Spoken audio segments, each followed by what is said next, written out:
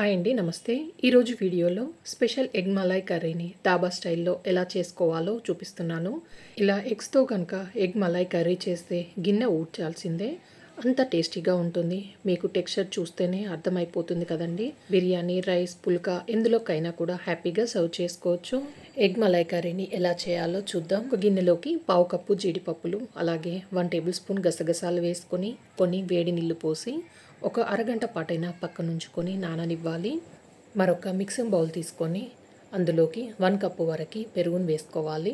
ఇందులో 1 table spoon ఉప్పు, రుచికి సరిపడా ఉప్పు వేసుకోండి. ఇందులోనే 1 table spoon Kashmiri red chilli powder, మీరు తినే కారాన్ని బట్టి కారం వేసుకొని, పావు టేబుల్ స్పూన్ పసుపు, అలాగే 1 టేబుల్ స్పూన్ ధనియాల పొడి, పావు టేబుల్ స్పూన్ పెప్పర్ పౌడర్ వేసి ఈ పెరుగులో ఇవన్నీ బాగా కలిసేటట్టుగా కలుపుకోవాలి. పెరుగులో వేసిన మసాలాలన్నీ బాగా కలిసాక ఇప్పుడు ఈ గిన్నెని పక్కనుంచుకోవాలి.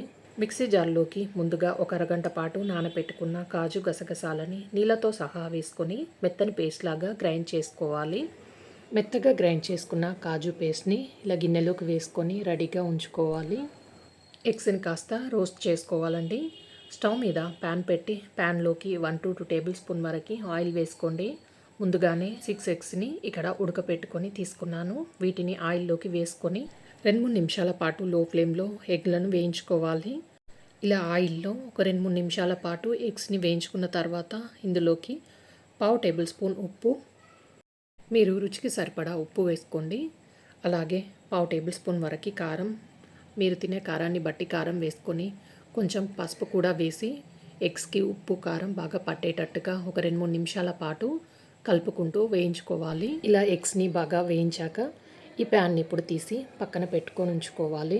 స్టవ్ మీద కడాయి పెట్టి దీంట్లోకి 3 to 4 టేబుల్ స్పూన్ వరకు ఆయిల్ వేసుకోండి. ఆయిల్ వేడైన తర్వాత ఇందులోకి హోల్ గరం మసాలా వేసుకోవాలండి. అలాగే ఒక 2 ఎండుమిరపకాయలని తుంచి వేసుకొని హోల్ గరం మసాలా అలాగే ఎండుమిరపకాయలు వేగేంత వరకు వేయించుకోవాలి.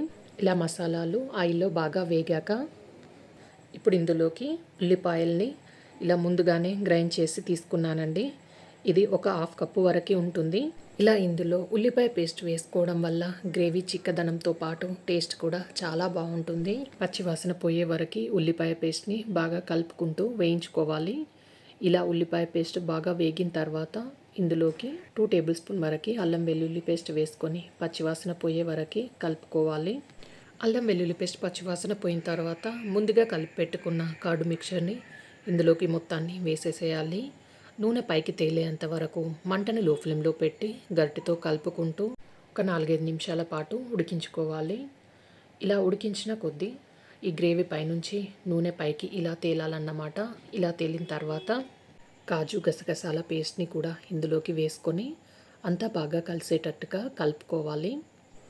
ఇలా పెరుగు మిక్చర్లో కాజు పేస్ట్ బాగా కలిసిన తర్వాత ఇప్పుడు ఇందులోకి గ్రేవీకి తగ్గట్టుగా నీళ్ళను పోసుకోవాలి.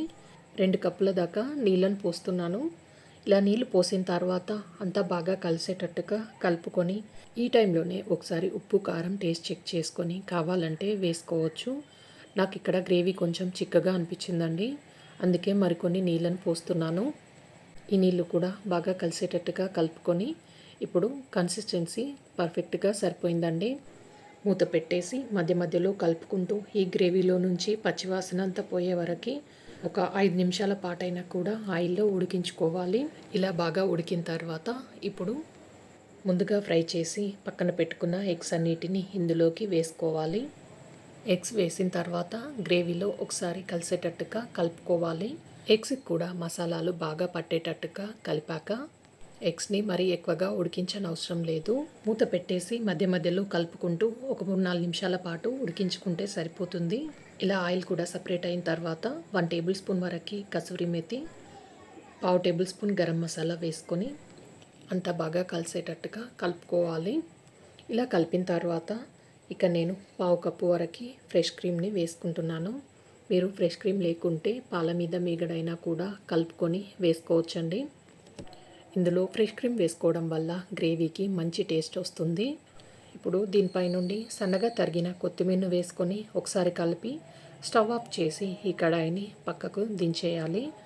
అంతే అండి, డాబా స్టైల్లో ఎగ్ మలాయ్ కర్రీ రెడీ అయిపోయింది. గ్రేవీగా చాలా టేస్టీగా ఉంటుంది. ఇంట్లో స్పెషల్ అకేషన్స్ అయినా, సండే స్పెషల్గా అయినా ఇలా ఎగ్ మలాయ్ కర్రీని తప్పకుండా ట్రై చేయండి. ఈ వీడియో నచ్చితే లైక్ చేయండి, షేర్ చేయండి, సబ్స్క్రైబ్ చేయండి. Thanks for watching.